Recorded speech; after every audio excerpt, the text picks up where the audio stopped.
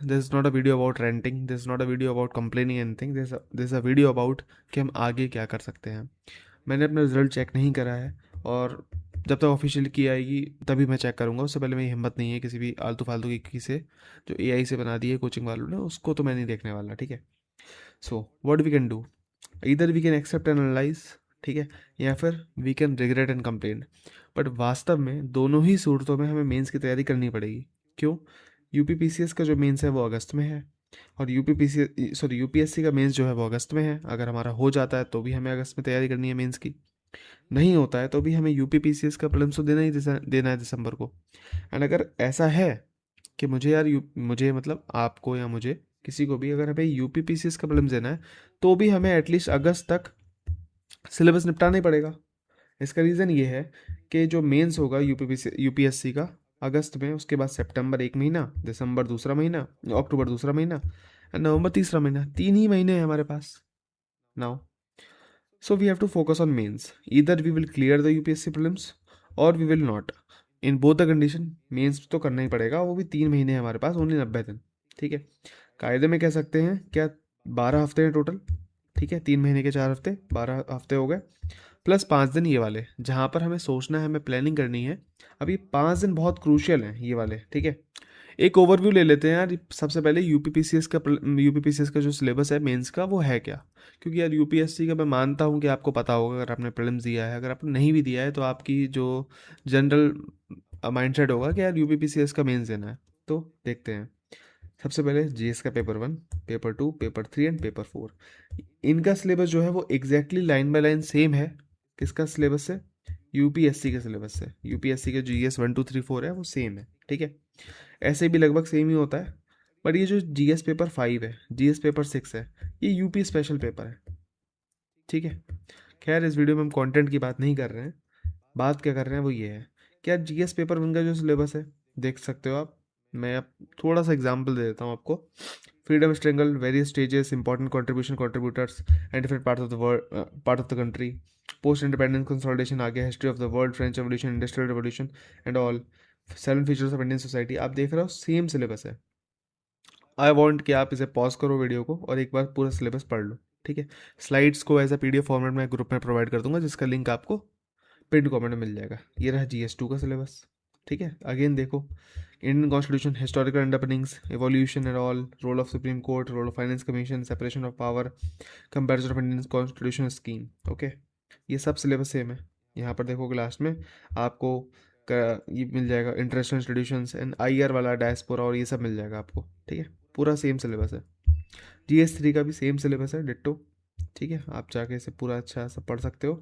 Component of government budget, financial system, issues of poverty and employment, social justice.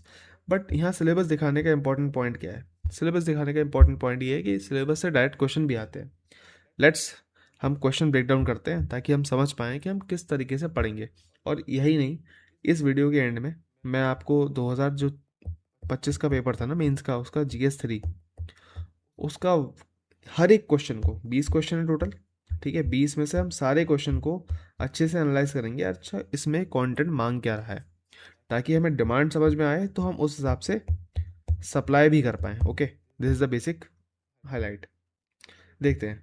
सो पहला question, मैंने 4 question लिए हैं, ठीक है। ये 2025 के पेपर से ही हैं यूपीपीसीएस के, और 3 क्वेश्चन 8 नंबर के हैं और एक 12 नंबर का है, ओके। ध्यान से देखना।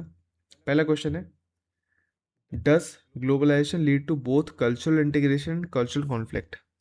अब इसमें क्या होगा, इंट्रोडक्शन में हम ग्लोबलाइजेशन के बारे में बताएंगे और शायद छोटा सा एग्जाम्पल दे दें, ठीक है। Now how does lead to cultural integration? This is part second. पहला पार्ट क्या है, डेफिनेशन ऑफ ग्लोबलाइजेशन। दूसरा पार्ट क्या है, कल्चरल इंटीग्रेशन कैसे लीड करता है। और तीसरा पार्ट है, how does it lead to cultural conflict, ठीक है। तीनों में एक एक एग्जाम्पल, ठीक है। अगर आप चाहो तो 1991 वाला जो एक्ट था वहाँ से भी इसे लिंक कर सकते हो, हालांकि इतनी नीड नहीं है, बट फिर भी आप करना चाहो तो कर सकते हो। तो this is the basic thing, ठीक है। सेकेंड क्वेश्चन है, regionalism in modern India is both a challenge and opportunity. Again regionalism क्या होता है, this is a part of introduction, part 1। Then modern India है, जब पूछ रहा है स्पेसिफिकली मॉडर्न इंडिया पे, उसने बोला है, क्वेश्चन ये भी हो सकता था, regionalism is a challenge and opportunity. Question ये भी हो सकता है, बट क्वेश्चन ये नहीं है। क्वेश्चन क्या है, रीजनलिज्म इन मॉडर्न इंडिया। ठीक है, तो यानी कि हमें रीजनलिज्म तो एक्सप्लेन करना है, व्हाट इज इट, प्लस हमें मॉडर्न इंडिया का कोई भी एग्जाम्पल हो गया फेमस, या फिर कोई केस स्टडी हो गई जो हम कंटेंट में प्रिपेयर करेंगे अपने, हमें वो बतानी है। इसके बाद how it is a challenge, how it is opportunity, चार चार पॉइंट्स बेसिकली जो होते हैं। ठीक है, अगेन मैं इसमें बेसिकली वे फॉरवर्ड को इंक्लूड नहीं कर रहा हूँ, वो तो हम कंक्लूजन में डालते हैं। ओके, उसको रहने देते हैं। Now, women issue was a major concern in the socio religious reform movements of 19th century. ध्यान से सुनना, women issue was a major concern in the socio religious reform movements of 19th century India. अब ये 19th century India की बात हो रही है। 19th सेंचुरी इंडिया कौन सा, क्या ये 1900 से होगा? नहीं, ये होगा 1801 से लेके 1900 तक। यही तो हम कहना चाह रहे हैं। I am sorry for the notification. Okay, I am sorry. So यही तो हम कहना चाह रहे हैं कि वुमेन इशू जो है वो सोशल रिलीजियस रिफॉर्म मूवमेंट्स में कैसे एक कंसर्न है। ठीक है, सो उसके कुछ एग्जाम्पल्स होंगे हमारे पास। ठीक है, अलग अलग ऑर्गेनाइजेशन बनी थी। ठीक है, उन सब के एग्जाम्पल ले सकते हैं। जैसे केशव चंद्र सेन वाला एक केस आपको ध्यान रखना, आपने बहुत फेमस सुना होगा कि how he opposed child marriages, but खुद ही की बेटी की शादी कर देते हैं वो, है ना, ब्रह्मो समाज वाले। तो ऐसे हम एग्जाम्पल्स को हम हाईलाइट कर सकते हैं। ठीक है, ऐसी डिफरेंट ऑर्गेनाइजेशन बनी हैं, कुछ मूवमेंट्स हुए हैं उनको। ठीक है, अगला क्वेश्चन क्या है, what are the visible effects of globalisation on family part 1, on marriage part 2, on kinship part 3। इसके अलावा इनमें एग्जाम्पल्स आ जाएंगे। एग्जाम्पल्स के अलावा ग्लोबलाइजेशन क्या होता है वो भी आ जाएगा। ठीक है, अब देखो ग्लोबलाइजेशन पे ही 2 क्वेश्चन आ चुके हैं। और अब मैं तुम्हें सिलेबस दिखाता हूँ, इसलिए तो मैं ये करना चाह रहा था। अब देखो ये syllabus, meaning of globalisation and their effects of economy part 1, on polity part 2 and social structure part 3। समझ रहे हो, ग्लोबलाइजेशन का और उसका इफेक्ट कहाँ पर है, इकोनॉमी पर, पॉलिटी पर, सोशल स्ट्रक्चर पर। और यहाँ पर जो क्वेश्चन पूछा गया है हमसे वो क्या पूछा गया है, on social structure. Social structure में मैरिज आ गया, फैमिली आ गई और किनशिप आ गया। ठीक है, तो ये चीज़ आपको समझने वाली चीज़ है कि हमें यार सिलेबस तो बहुत अच्छे से पता होना चाहिए। इसीलिए मैंने आपको पहले सिलेबस दिखाया कि आप सिलेबस को अच्छे से रट लो। ठीक है, अब एक बार देख लेते हैं कि यार जो GS4 है, GS3 है सॉरी, उसको हम किस तरीके से एनालाइज करेंगे। ओके, नाउ ये देखो 2025 का paper 3, let's focus out here. पहला क्वेश्चन क्या बोल रहा है, आइडेंटिफाई द क्रिटिकल चैलेंजेस। मैं यूज़ करता हूँ पेन, ओके, ताकि अच्छे समझ में आए। Identify the critical challenges faced by handicraft industries in India and discuss their challenges. Now अब ये चीज़ समझने वाली है कि यार यहाँ पर भारत में हस्तकला उद्योग के सामने आने वाली प्रमुख चुनौतियाँ क्या हैं, एवं इन चुनौतियों पर आपको चर्चा करनी है। अब चर्चा ये नहीं है आपको वो पान की टपरी वाली चर्चा करनी है।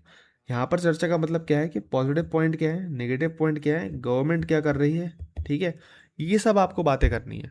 ठीक है, इसमें हम ODOPs का जिक्र कर सकते हैं, वन डिस्ट्रिक्ट वन प्रोडक्ट का जिक्र कर सकते हैं, एक दो एग्जाम्पल दे सकते हैं। ठीक है, गवर्नमेंट की कोई स्कीम हो गई, ठीक है, हम उसका एग्जाम्पल कर सकते हैं। ठीक है, अब तो चैलेंजेस तो पूछ रहा है, बट चैलेंजेस के अलावा हमें सॉल्यूशन भी हाईलाइट करने हैं। ठीक है, सो मैं चाहूँगा ना, जब ये जो 5 दिन मैं आपको दूंगा उसमें एक टास्क दूंगा मैं आपको इस वीडियो के एंड में। उसके लिए अभी ये जो कुछ छोटा सा पार्ट है वीडियो का जहाँ में 10 मिनट में हम इस पेपर को डिस्कस करेंगे, उसको अच्छे से पहले समझ लेना। ठीक है, फिर क्वेश्चन दूसरा क्या है, construction of new airports will facilitate industrialisation and development in India.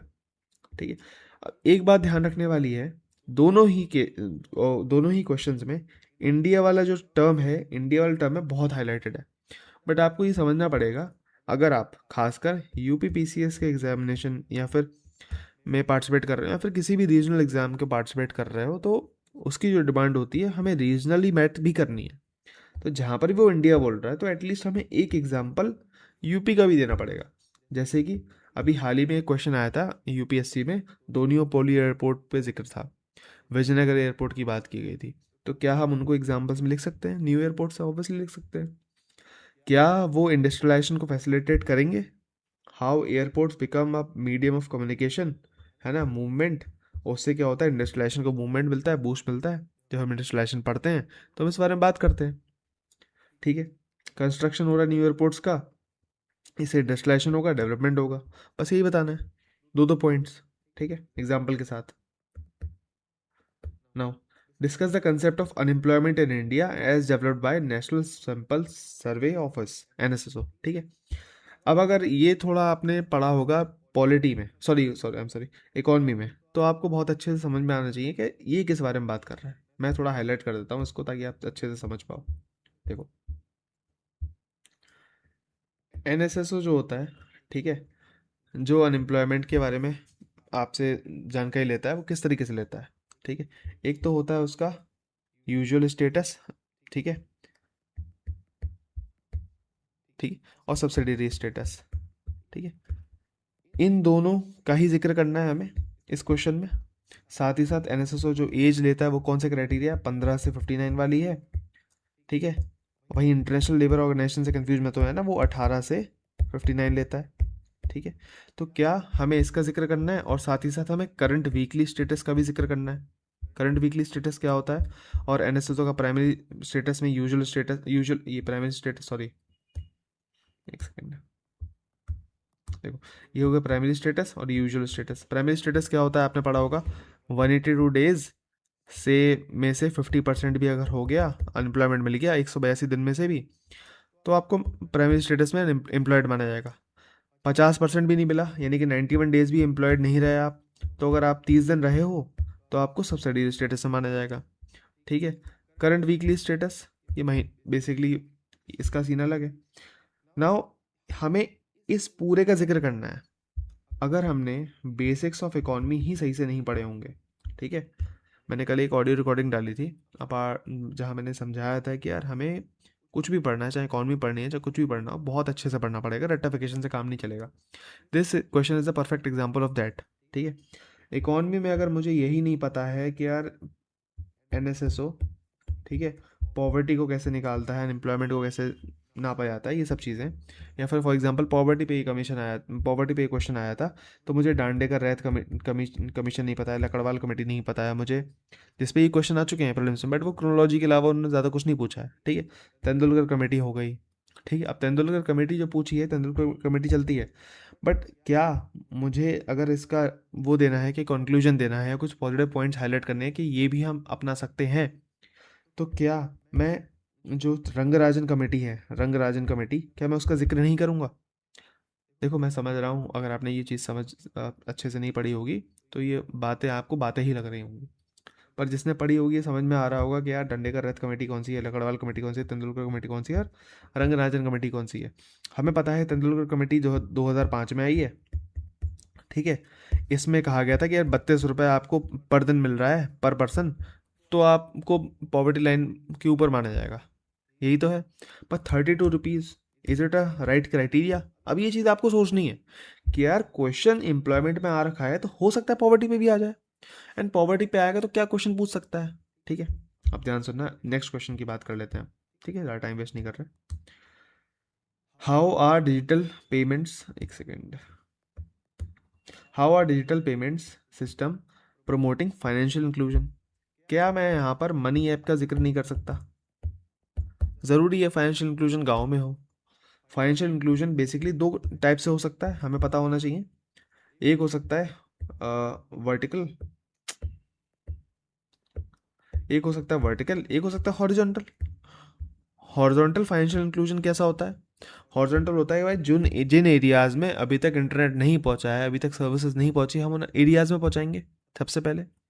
दूसरा होता है वर्टिकल, मतलब फॉर एग्जांपल मुंबई में ही कुछ PWD सेक्शन है, फिजिकली डिसेबल्ड सेक्शन है, या फिर SC ST सेक्शंस हैं, या फिर बेसिकली PVTGs हैं, पर्टिकुलरली वल्नरेबल ट्राइबल ग्रुप्स हैं, हम उनको प्रोवाइड करेंगे। Are you getting this. So एक होता है हम वर्टिकली देंगे, ठीक है। एक होता है हम स्पेशली कवर करेंगे, स्पेशली हॉरिजॉन्टली कवर करेंगे, एरियाज कवर करेंगे। तो इन दोनों ही हाइलाइट्स में अपने आंसर को डिवाइड कर सकता हूँ। हालांकि अगर मुझे ये आइडिया नहीं है, मैं ऐसा नहीं सोच पा रहा, कोई बात नहीं।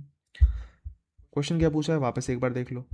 How are digital payment systems are promoting financial inclusion.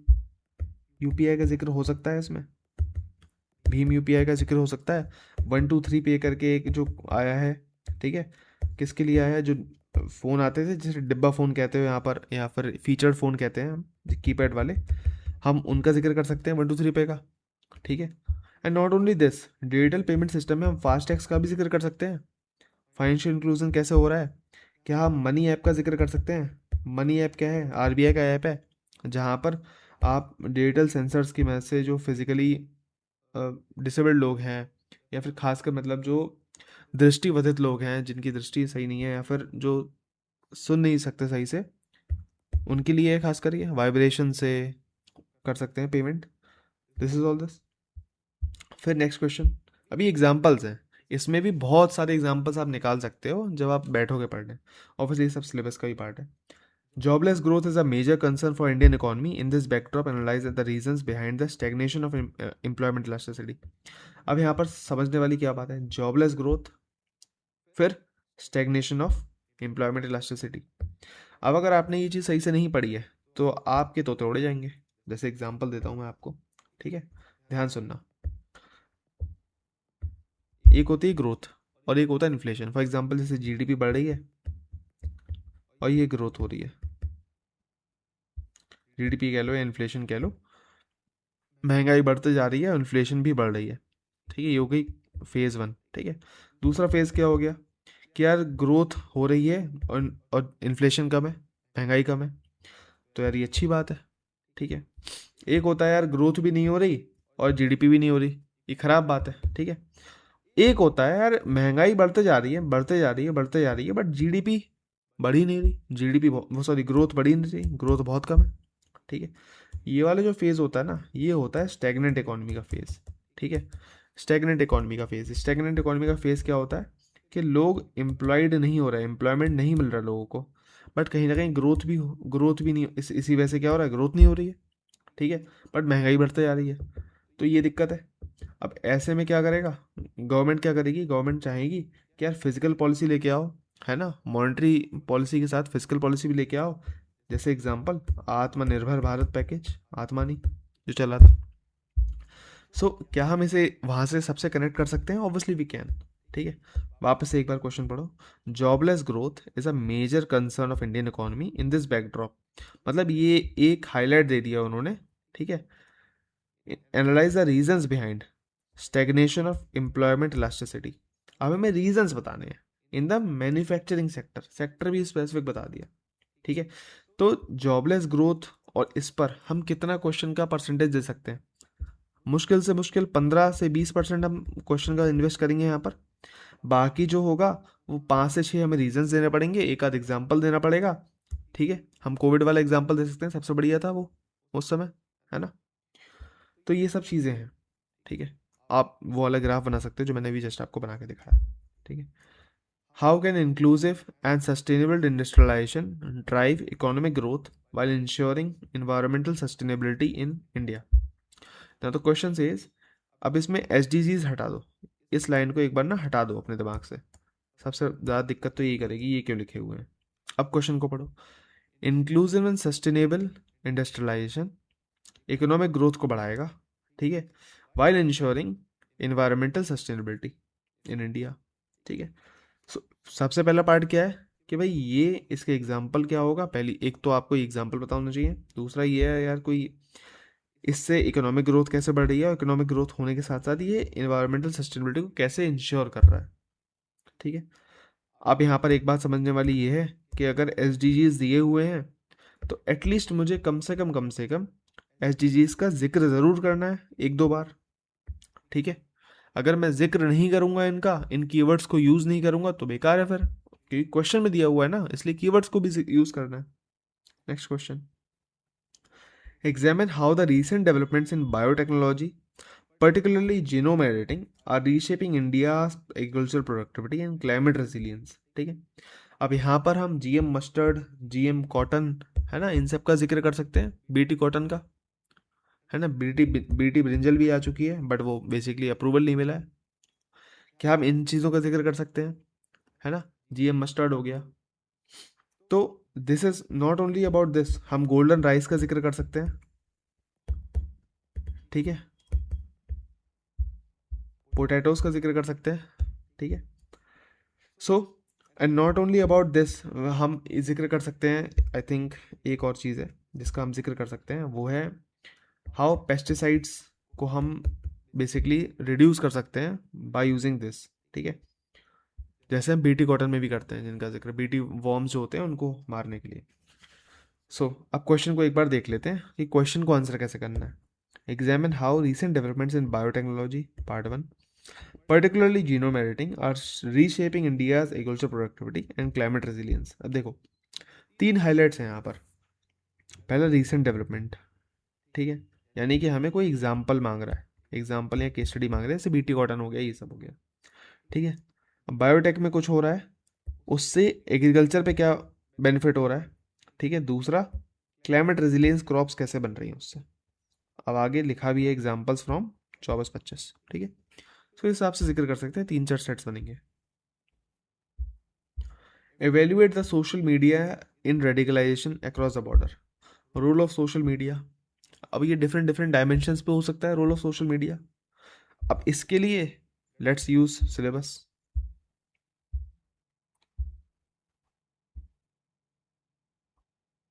Okay, now security की बात आएगी, है ना। सो डिफरेंट डिफरेंट डायमेंशंस पे सिक्योरिटी मतलब कैसा थ्रेट हो सकता है। टेररिज्म एक थ्रेट है, करप्शन एक थ्रेट है, इंसर्जेंसी, है ना। हम कहाँ कहाँ से यूज़ कर सकते हैं, एक तो ये, दूसरा इंसर्जेंसी, तीसरा ऑर्गेनाइज क्राइम्स हो गया, तीसरा मनी लॉन्ड्रिंग हो गया, साइबर सिक्योरिटी हो गया, है ना। एटलीस्ट हमें 5 तो मिल रहा है। Role of media and social networking, है ना। 6 कीवर्ड्स मिल गए जो सिलेबस से ही लिंक्ड है।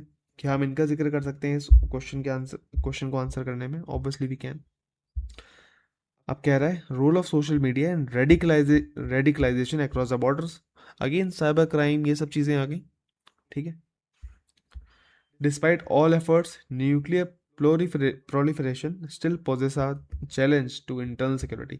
वापस जाओ, यहाँ पर जस्ट देखो, issues of nuclear proliferation, causes and spread of extremism से पहले लिखा हुआ है। क्या ये जो चीज़ है इंटरनेशनल सिक्योरिटी की जो चीज़ है, अगर मैं इश्यूज पढ़ रहा हूँ तो सॉल्यूशन भी पढ़ूंगा। क्वेश्चन क्या दिया हुआ है, all the efforts nuclear proliferation still poses a challenge, यानी कि इश्यूज की बात कर रहे हैं इंटरनेशनल सिक्योरिटी में। सेम, क्या ये सिलेबस का क्वेश्चन नहीं है? ऑब्वियसली है। Discuss the major concerns of human trafficking and describe with examples role of government in ensuring protection and rehabilitation of victims. क्या बोल रहा है, पहले कॉजेज बताओ, पार्ट 1। दूसरा, गवर्नमेंट का role in ensuring the protection, part 2। Government का role in ensuring rehabilitation, part 3। 3 part में होगा। अभी एक बार सिलेबस दिखा दो, ठीक है, just a minute. Human trafficking, ठीक है, सिलेबस का पार्ट है। Next question, rainfall and irrigation systems are complementary to each other as agriculture sector is highly vulnerable to weather variability, justify with supportive data। rainfall and irrigation system are complementary to each other। सबसे पहले हमें ये define करना है कि यार complementary कैसे है। इसके लिए हम 2-3 एग्जाम्पल से 2-3 चीज़ें ले सकते हैं, ठीक है। हम डायग्राम बना सकते हैं बेसिकली इंडिया का, ठीक है, कि जहाँ जहाँ पर इरिगेशन सिस्टम अच्छा है वहाँ पर रेनफॉल भी अच्छी होती है, इस टाइप से, ठीक है। जैसे गंगा यमुना बेल्ट दिखा दिया, गंगा यमुना बेल्ट की रेनफॉल कितना है, ठीक है।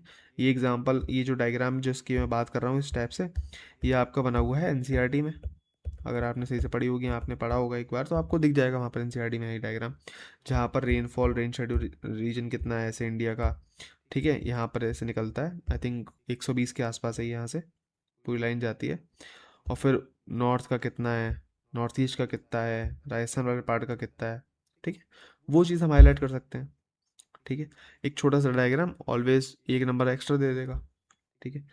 What is meant by income inequality, how can income inequality be minimise in India, ठीक है। इनकम इनइक्वालिटी क्या होता है, पार्ट 1, कैसे हम इसको मिनिमाइज कर सकते हैं। फिर गवर्नमेंट क्या इनिशिएटिव ले रही है, गवर्नमेंट ऑफ यूपी क्या इनिशिएटिव ले रही है, ठीक है। सबसे पहले तो ये इनकम इनइक्वालिटी होती क्या है, हाउ इट पोजेस चैलेंजेस क्या है इसके, और फिर बेसिकली क्या इसमें मैं पॉवर्टी गैप से लिंक कर सकता हूँ। अभी आप खुद से पूछो, मैंने आपको जिक्र किया था अभी, दांडेकर रैत कमेटी हो गई या तेंदुलकर कमेटी हो गई, ठीक है। जस्ट सपोज करो हम कह रहे हैं, एग्जांपल देता हूँ मैं आपको, ठीक है, ध्यान सुनना।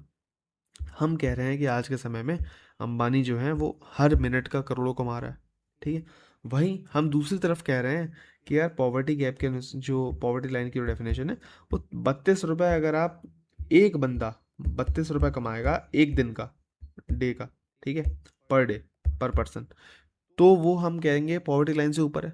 Is it the right definition? ये हमें सोचना चाहिए। क्या हम इसका जिक्र कर सकते हैं यहाँ पर? ऑब्वियसली कर सकते हैं। अभी कुछ हार्ड फैक्ट्स होते हैं जो हमें ध्यान रखने होंगे। क्या वो लिंक हो सकते हैं? हो सकते हैं, लगता है तो कर दो, ठीक है।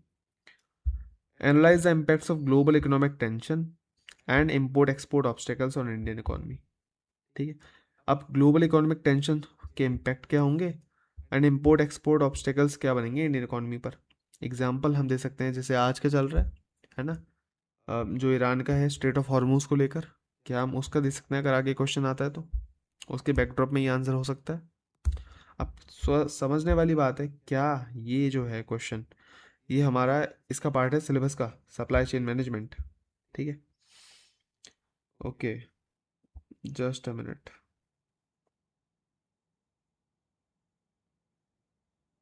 So again supply chain management से रिलेटेड क्वेश्चन हो गया पूरा, जहाँ पर उन्होंने वही पूछा है जो आजकल चल रहा है, स्ट्रेट ऑफ हॉर्मूज पर। Next question, investment in health and education forms the foundation of economic development, ठीक है। पहला, दूसरा, तीसरा। क्या पूछ रहा है ये पूछ रहा है डेमोग्राफिक डिविडेंड।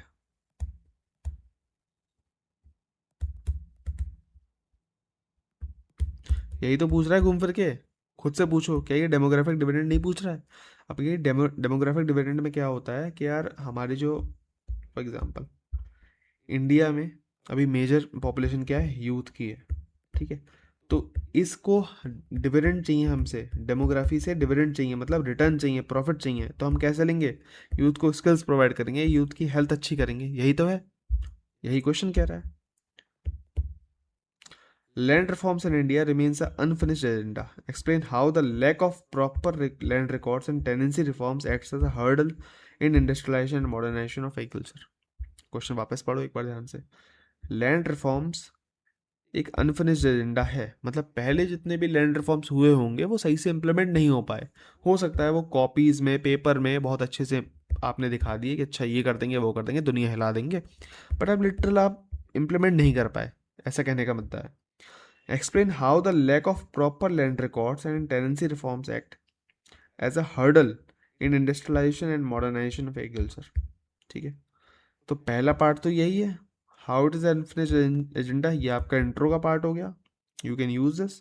दूसरा, how it the lack of proper land records, पहली चीज। टेनेंसी रिफॉर्म, दूसरी चीज। It acts as a hurdle in industrialisation, तीसरी चीज, and modernisation of agriculture.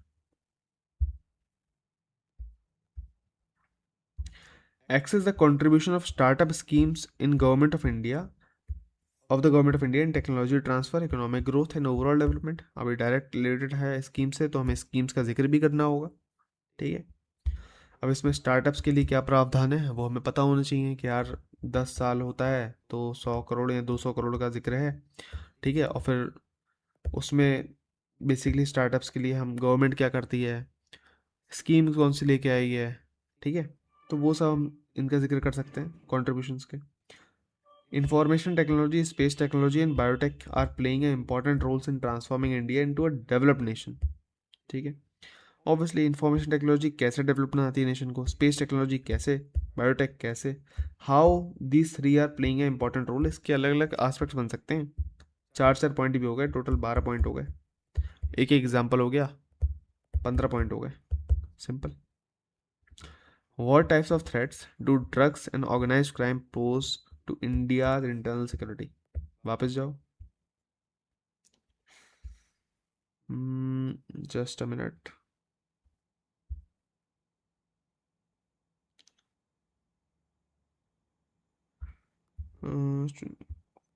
Just a minute, okay. Organised crimes, okay, यहाँ से डायरेक्ट क्वेश्चन आ गया ये।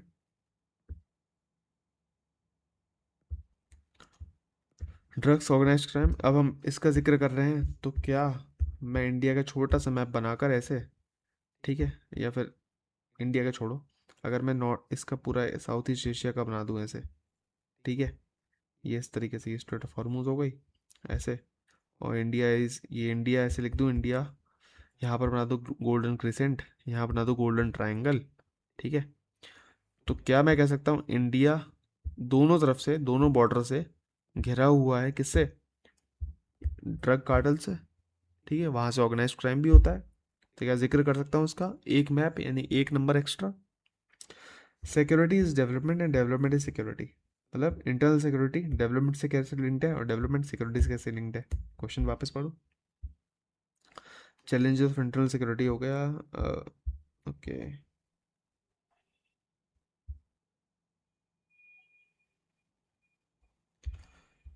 लिंक ऑफ एल डब्ल्यू का जिक्र आता है कि causes and spread of extremism में, यहाँ पर ही जिक्र आता है जहाँ हम पढ़ते हैं कि डेवलपमेंट कैसे लिंक्ड है, जब हम लेफ्ट विंग एक्सट्रीमिज्म या नक्सलवादी मूवमेंट की बात कर रहे होते हैं, तो कैसे development led to basically extremism, और एक्सट्रीमिज्म और ये दोनों कैसे लिंक्ड हैं, और ये कैसे विशेष साइकिल है एक तरीके से। जब हम सिलेबस पढ़ते हैं तो उसका जिक्र आता है, तो कोई बात नहीं, अगर आपको वैसे याद नहीं है अभी तो ये चीज़ वहीं से उठाई गई है, और बेसिक सा एग्जाम्पल है एल का जो हमें यहाँ पर यूज़ करना है, उसके कुछ पॉइंट्स यूज़ करने हैं।